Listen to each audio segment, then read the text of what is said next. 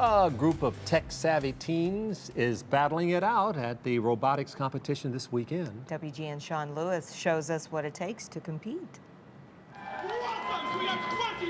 Believe it or not, this is the calm before the robotic storm. 3, 2, 1,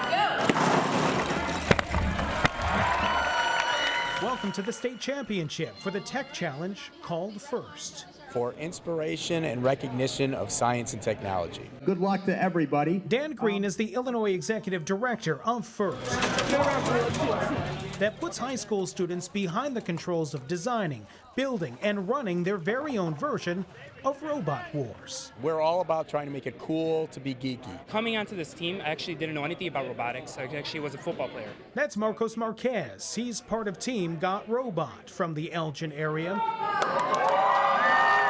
facing off against 31 other teams from around the state and one from Israel to be one of the 8 to make it to the Super Regionals and then onto the World Championships in April. This is a place where I feel very accepted. You could call Kristen McKellar the universal translator here. She's written the computer code to program Got Robot's robot named TARS. Through coding, I learned that I actually greatly enjoy kind of the whole analytical side of it. It's like a giant puzzle, except for there is no set goal, or like, well, there's a goal, but there is no set route to get there. Try to get that stick out of the way. And it's that ability to make last-minute audibles in a 2.5-minute match that's crucial to what essentially is very much a team sport.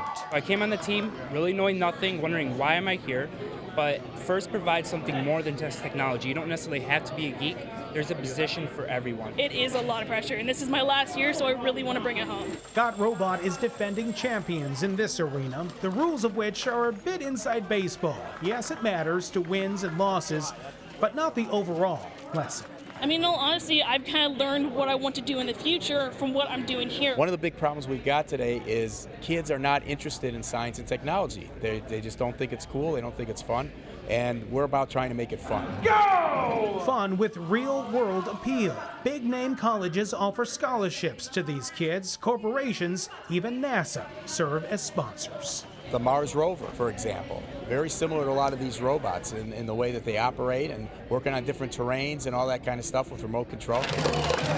Control. It's something these teenagers are learning through a team, their team, making geek chic.